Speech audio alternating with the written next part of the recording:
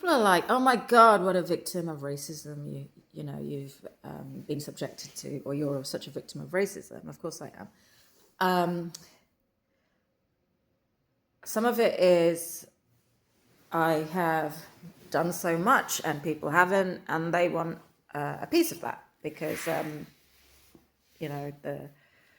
going to a science uni, I ended up with science people at a point in time, which put me in a network where there are a lot of the people I met because of going to Imperial in the late 90s, mid 90s,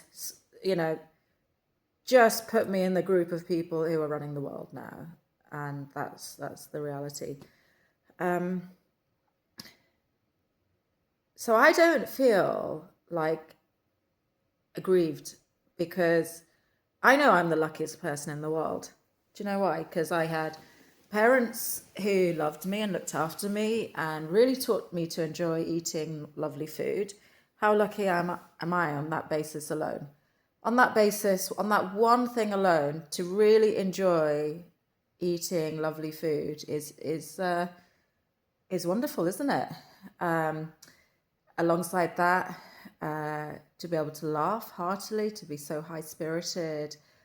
I hardly ever get down. There have been moments, but I don't usually get down. I sing or talk my way through it, and it's something my dad taught me as well. To storytell your way out of things, especially sadness.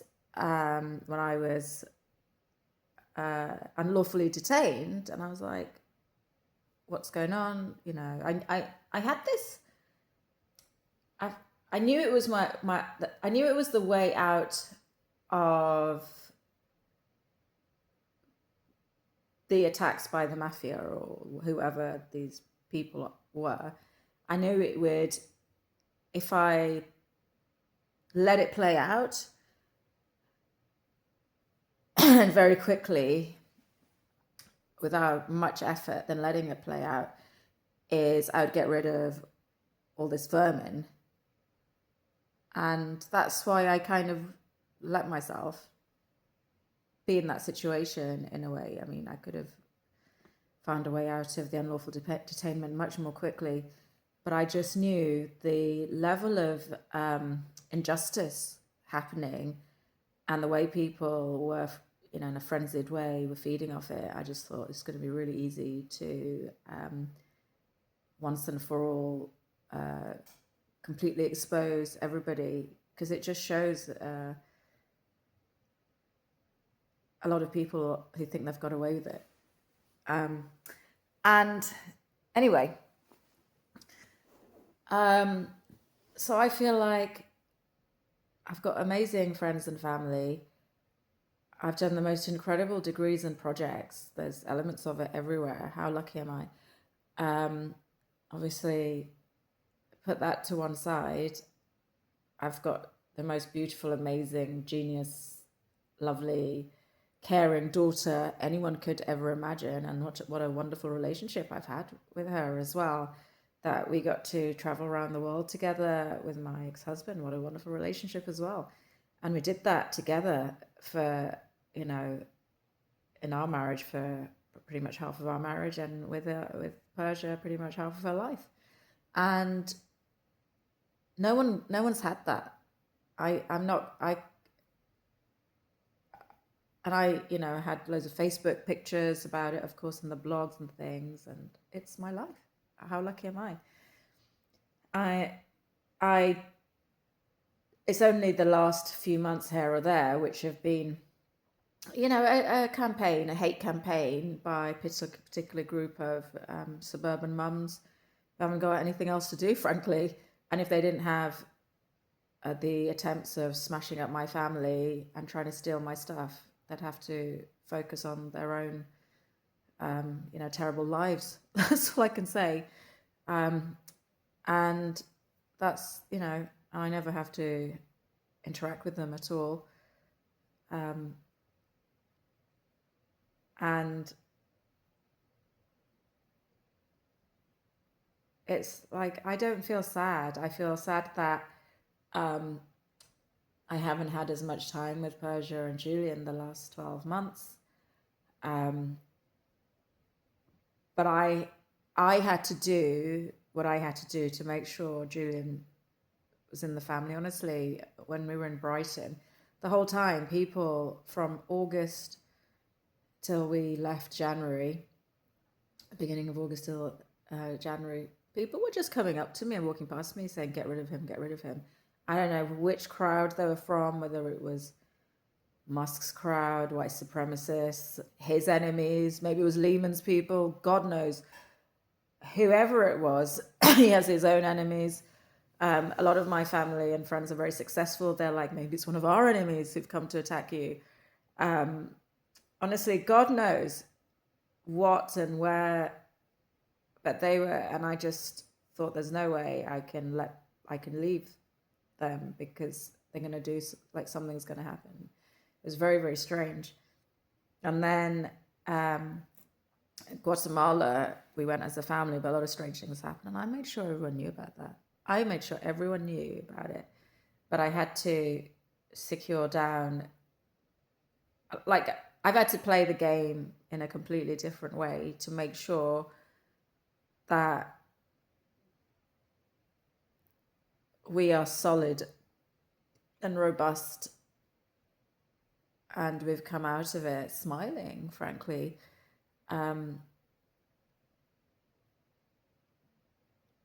think that it was interesting. One of my best friends, actually, who's a barrister and lawyer, she said that some of the criminals that she's put in jail, when they get out, they'll come and find her and they'll try and hang around. And she has to be wary, even in sitting in a cafe. She's like, oh my God, that looks like someone I dealt with like 10 years ago or something. It's just, you never know who you cross paths with. And obviously I worked in the police for a couple of years, as a special constable, as a volunteer. You just don't know who you've crossed paths with in your life. I mean, I've been very lucky. They've all been amazing. But then now and again, there are people who just want to, whether it's they're jealous or they have something, they have their own issues or whatever, they will come after you. There's no huge reason for it. I have made some extra friends over the last 12 months as well. I think people think that they know me more than they do. Some of them have been friends from my past, and I didn't know that, that, like Brat, who was an old friend on and off over the years. And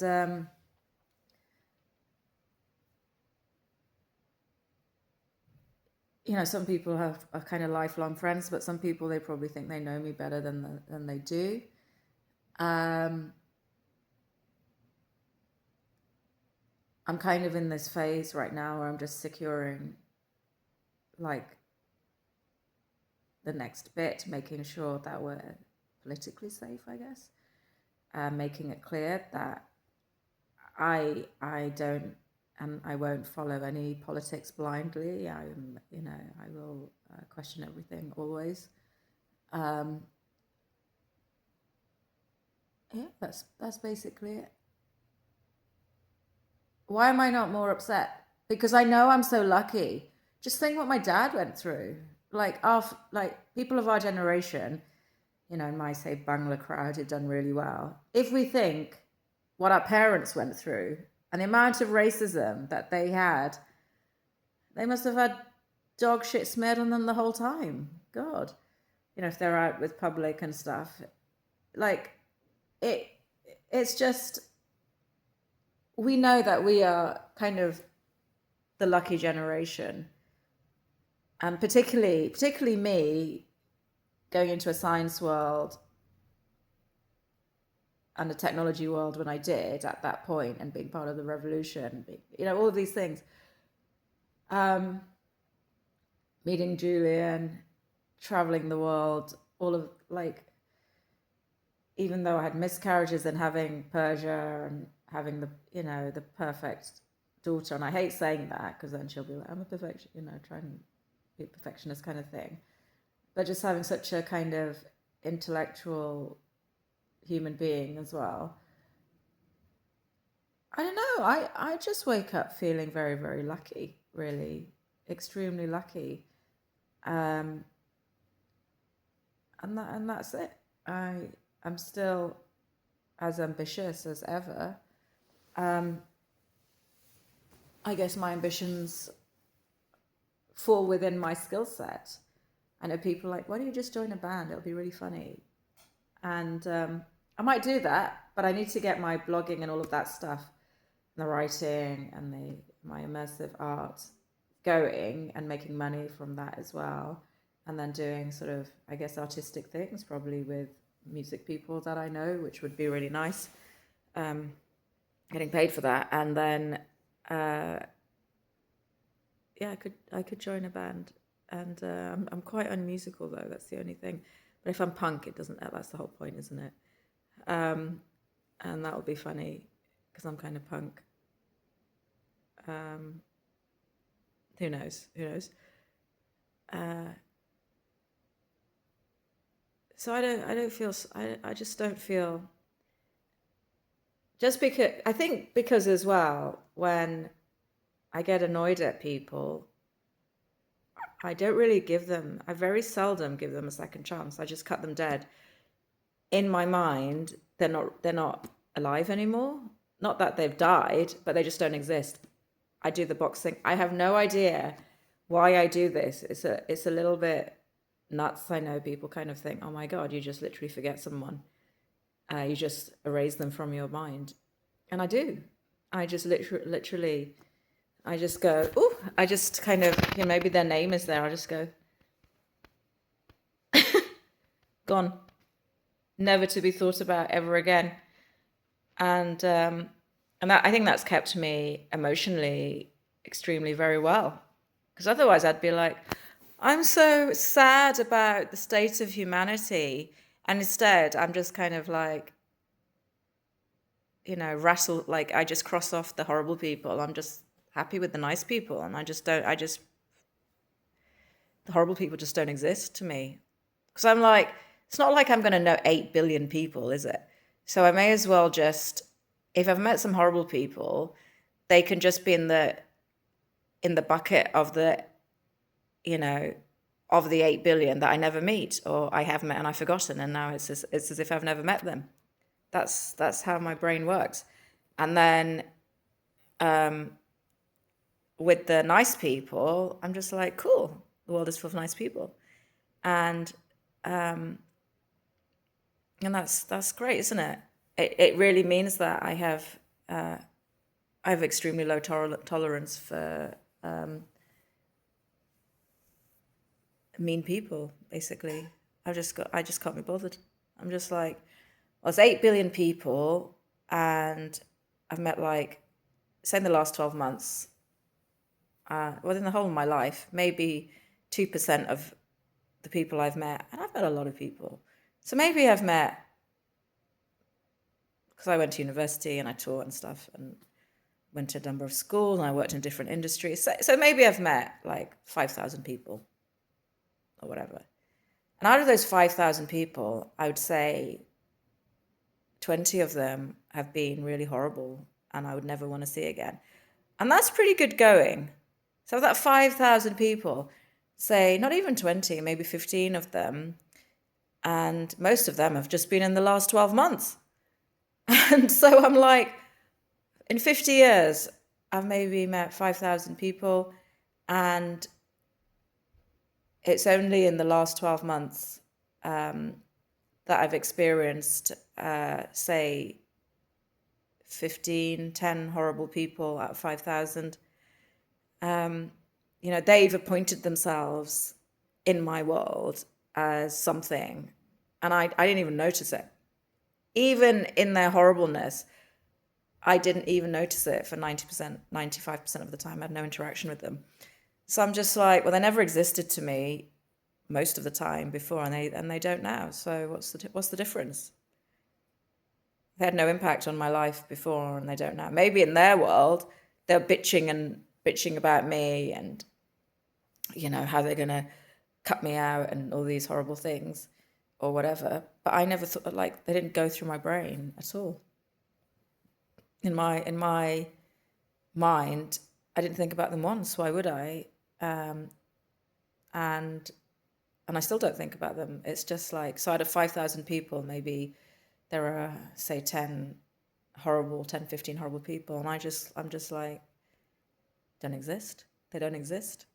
I don't want them to say sorry. Actually just don't want. I just don't want them to interact with me, so I can resume my world of them not existing. And that is that's good, right? Everyone happy with that? I'm happy about that. It's like, why would I be thinking about the 5 horrible people I've met in my life when I could be thinking about the 4,995 lovely people I've met? So I'm just like, instead of going, I've met 5 horrible people, I just go, I've met 4,000, or say, okay, in the whole of my life, maybe 10 horrible people. I just think I have met 4,990 lovely, lovely people. Aren't I lucky? Have you met 4,990 people in your life? Because I have, and they're awesome. And they have sung with me, and they have drawn with me, and they have learnt things together. I've met them on my travels. I've met them through friends of friends. I've talked about different subjects. I have smelt flowers with them. I've eaten lovely food with them. I've gone on excursions with them. I've had a good laugh with them. I've had a drink with them. I've watched football with them. I have played football with them. And on and on and on and on and on. And, I long may it continue. I'm sorry that if that upsets people, I don't know. Should I have a sour face?